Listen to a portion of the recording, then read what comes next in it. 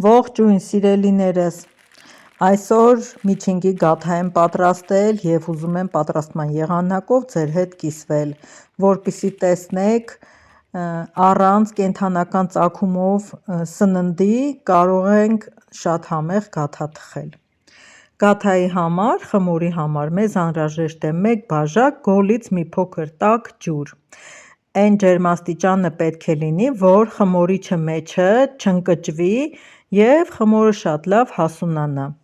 Ավելացնում ենք 1 ճաշի գդալի չափով շաքարավազ և 3 ճաշի գդալի չափով ալյուր։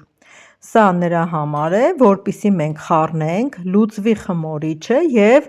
ալյուրի օգնությամբ մի փոքր սկսի հասունանալ, խմորիչը աշխատել, և հենց այդ աշխատելուց հետո պետք է շարունակենք գաթայի պատրաստման ընթացքը։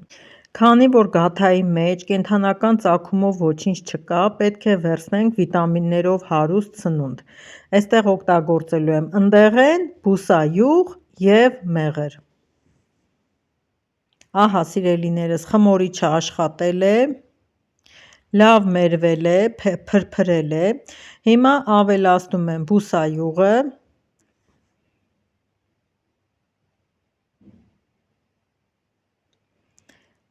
կավելացնեմ մաքուր մեղրը և շաքարավազը։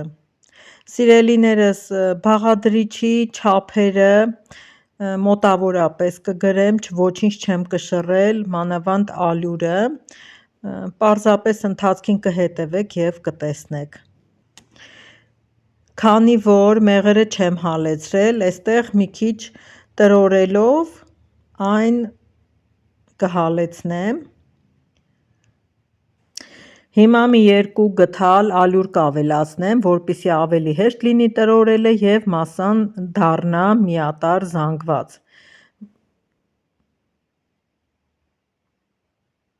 Սիրելիներս, խոսեմ միջինգի գաթայից։ Մեծ պահքի 24-րդ օրը, որը այսօր է, մարտի 26-ին, միջինգը նշան է, որ մեծ պահքը արդեն հասել է կեսին։ Եվ կա ժողովրդական սովորություն մեծ պահքի ընթացքը փոքր-ինչ մեղմելու համար հայոց կենցաղում ընդունված է միջինգի ծեսը։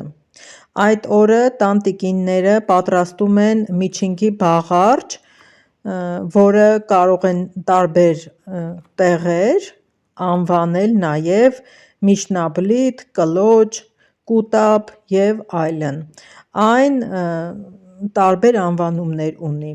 Պատրաստում են ոչ կենդանական ծագում ունեցող մթերքներից, այստեղ միայն թե չի մտնում մեղրը, և թխում են բաղարջը ու դնում են մեջը ինչ-որ մի ուլունք կամ կոպեկ, զարդ, որպեսզի այդ օրը գաթան պատրաստելուց հետո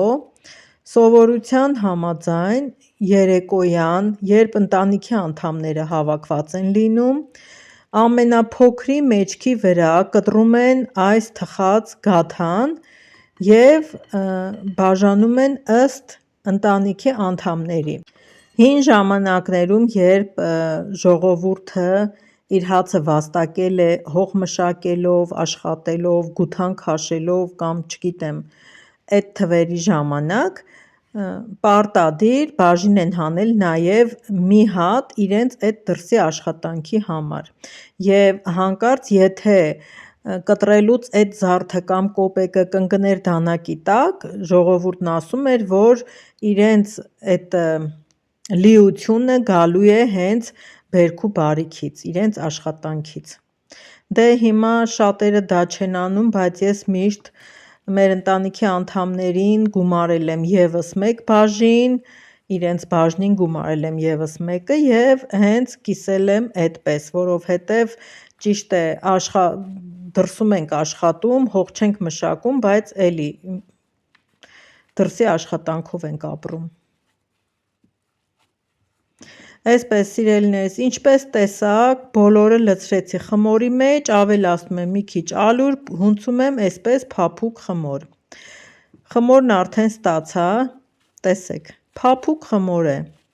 Այն պետք է թողնենք պարտադիր հասունանա։ Հիմա մի թեթև բուսայուղով էլ կտրորեմ, որպեսզի խմորի մեջ փայլը տեղը լինի և բուսայուղը օգնում է, որ գաթան չփռվի, մի քիչ հավաք դեպի վերև բարձրանա ու գեղեցիկ գաթա ստացվի։ Ծածկում ենք ցելոֆանե թաղանթով, թողնում ենք հասունանա, գոնե 1 ժամ։ Սիրելիներս, 1 ժամն անցել է, մի քիչ խմորս բարձրացել է, ես դրել էի ջեռոցում առանց միացնելու, այդ փակ տարածությունում խմորը մի քիչ բարձրացել էր, աշխատել էր 40 րոպեի ընթացքում։ Հիմա հանում ենք, մի թեթև ալյուր ենք ցանում սեղանին, հարթեցնում ենք գաթան, բացում ենք մոտ 1.5 սանտիմետր հաստությամբ և տեղադրում ենք այս կոպեկը։ Ես կդնեմ կոպեկ։ Կոպեկը լվացած է, փաթաթում եմ ևս մի փոքր յուղաթղթով և տեղավորում։ Ինքս էլ նույնիսկ չեմ հիշի, թե որ մասն եմ դրել կոպեկը։ Տեղափոխեմ հիմա տապակի մեջ, որպեսզի այս մի կողմն էլ հավասար բացեմ, տարածեմ, հարթեցնեմ։ Եվ այսպես էլ թողնելու եմ էլի մի ժամի չափով, որ հասունանա։ Խմորը պարտադիր է հասունանա, որովհետև խմորիչով խմոր ենք պատրաստել։ Մածուն չկա, որ սոդա լցնեինք, ձու չկա, որպեսզի բարձրությունը ապահովեր և այլն։ Այստեղ երեսին մի քիչ մեղր կքսեմ, որպեսզի թխվելու ընթացքում կարմրի, գույնը գեղեցիկ կարմրի և հետո որոշեցի քունջուտ շաղ տալ, այսպես կանեմ, որպեսզի քունջուտն էլ վրան շաղ տամ, անմիջապես կպնի մեղրին, որ թխվելուց հետո արդեն երբ որ պատրաստ լինի հանեմ և մաքուր մեղր քսեմ վրան։ Կարող եք նաև կանեփի սերմեր ավելացնել կամ մակ ավելացնել։ Շատ չեմ ավելացնում ես։ Ահա սիրելիներս, 30 րոպեի չափով է թխվել, թխել եմ 200 աստիճանում, որպեսզի քիչ-քիչ և բարձրանա և մեջը եփվի, հում տեղեր չլինեն։ Ահա սիրելիներս, հիմա պետք է քսեմ մաքուր մեղրը, տարածեմ երեսին մաքուր մեղրը, տեսեք վրձինի շարժումներից քունջուտը չի տեղաշարժվում և հենց առաջին շերտի մեղրը դրա համար քսեցի, օշարակ էր ճիշտն ասած, ոչ էլ մեղր էր, հենց դրա համար քսեցի, որ քունջուտը պահի խմորի վրա։